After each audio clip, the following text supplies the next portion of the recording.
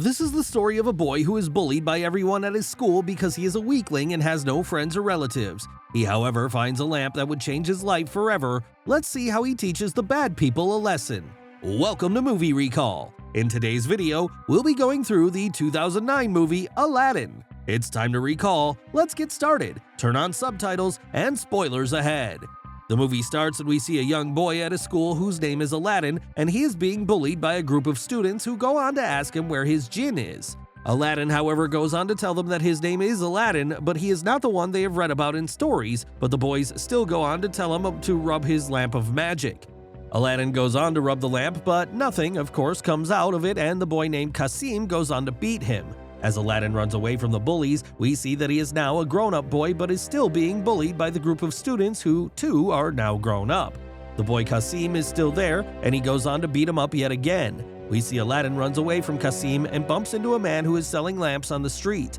He then goes on to help the man gather all the lamps, and he makes his way to a restaurant that is run by a girl named Margina. He talks to Margina, and in the meantime, Kasim, along with his other boys, get there as well. He again tells him to rub the lamp, but Aladdin refuses to do so and tells him to leave him alone. When Kasim is about to hit him again, Margina shows up and hits Kasim.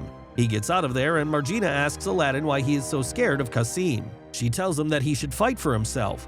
Aladdin then goes home and watches the news. He sees a comet that is going to pass the Earth after many years. The scene changes to a man who seems to be in a hurry, and he has a coin with the symbol of a lion carved in it.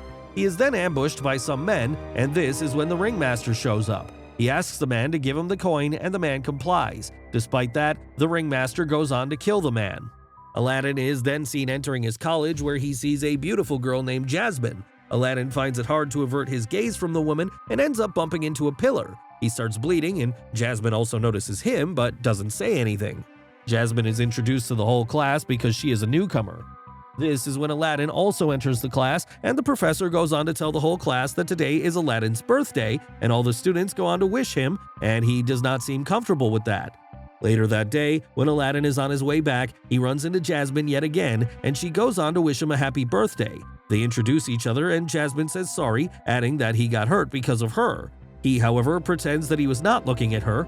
In the meantime, Kasim gets there and shoves him away from Jasmine. He then tells Aladdin that he is going to throw a party because it's Aladdin's birthday. In truth, he wants to throw the party because he wants to invite Jasmine so that he could get closer to her. He invites her over and then offers to show her around the college because she is new. They then go on to buy birthday gifts for Aladdin. On the other hand, Aladdin goes on to celebrate his birthday alone at his house. Aladdin does not feel like going to the party at all, but because of Jasmine, he decides that he is going to go there. When he gets there, Jasmine goes on to give him the birthday gift, and Kasim tells him to open it and see what it is. It turns out to be a lamp, and Jasmine tells Aladdin that Kasim told her about his love for lamps, so she has bought him this lamp.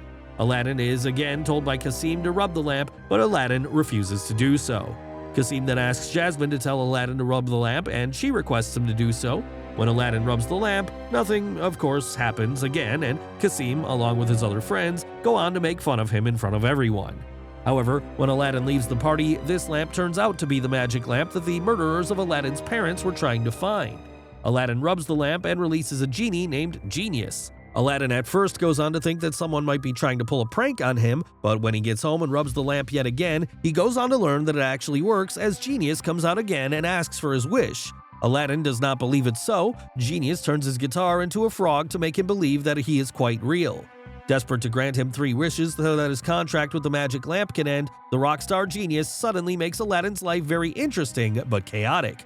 Aladdin is worried as he does not know what to ask for. Aladdin then tells Genius that he knows he has hypnotized him and that he is just a magician from a circus.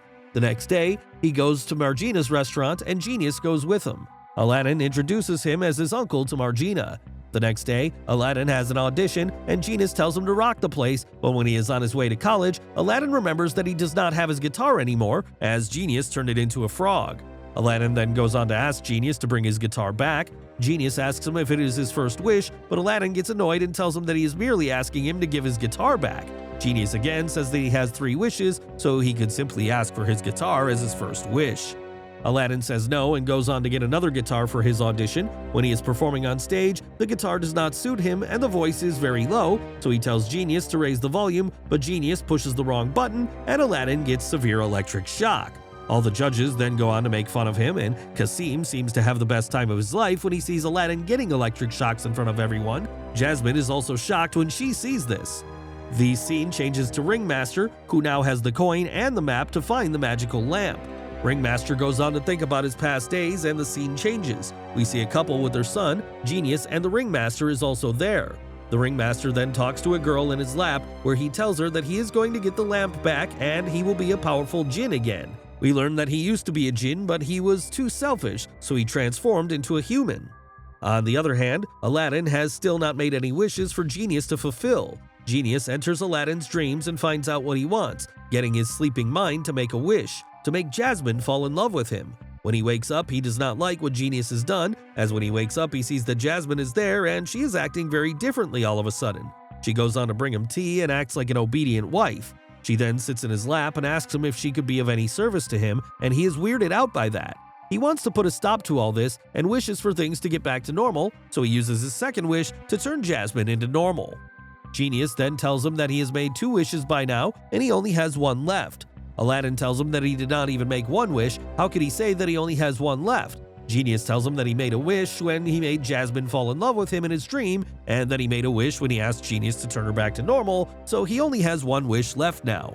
We then see a professor calling Ringmaster to let him know that he has found the mirror. When Ringmaster retrieves the mirror, he goes on to tell the woman with him that this mirror is like Google to him and his world. If they look into this mirror, they get to answer all of the questions they have.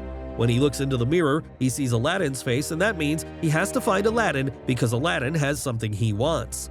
The scene changes to Aladin, who wants to ask out Jasmine to a school party where he wants to take her as his date.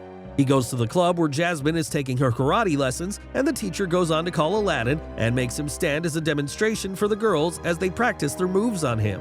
Aladin barely stands there as he is afraid of getting hurt. When he finally gets away from them, he sits right there and he is exhausted. Kasim comes to him and tells him that it is not wise for a weakling like him to ask out a girl like Jasmine. He tells him to get away from her, and in the meantime, they are joined by Jasmine, who asks them what they are talking about. And Kasim goes on to lie to her, saying that Aladin was just saying that he could never ask a girl like Jasmine to go with him on a date, and Aladin leaves. When he comes home, he is pissed off and extremely frustrated. He tells Genius that he wants to make his 3rd wish, and Genius asks him what he wants to wish for, and he says, Jasmine. Genius is shocked and asks him why did he change it when he actually had her in the first place. Genius tells him that he has already wasted his 2 wishes, and now he's saying that he needs Jasmine again. Aladin then tells him that he does need Jasmine, but without magic. He tells him that he wants her to accept him the way he is. Aladin then starts getting help and a lot of tips from Genius. When they are at a party, Genius tells him to approach and talk to Jasmine. Aladin approaches her, but before he can talk to her, a boy comes between them and she goes away. Later that night, Genius takes him to her hostel, but Aladin is confronted by Jasmine's karate teacher, who goes on to teach him a lesson. The next day when he is at college, Genius tells him to talk to her. Jasmine then goes on to invite Aladin to dinner, and when they are having dinner, Jasmine tells Aladin that she likes his suit, and as they are having a good time, they are approached by Kasim yet again. Aladin now thinks that she is just going to leave with him now, but Genius goes on to encourage him and tells him that if he wimps out now, he is never going to be able to tell her anything. Aladin then goes on to say to Jasmine that unfortunately, Kasim will not be able to go to the dance with her, and at this, Kasim is insulted when Jasmine says that it works with her because she wanted to go with Aladin anyway. Kasim is again about to beat up Aladin, but Genius comes forward and uses his magic to drag Kasim and his boys out of there.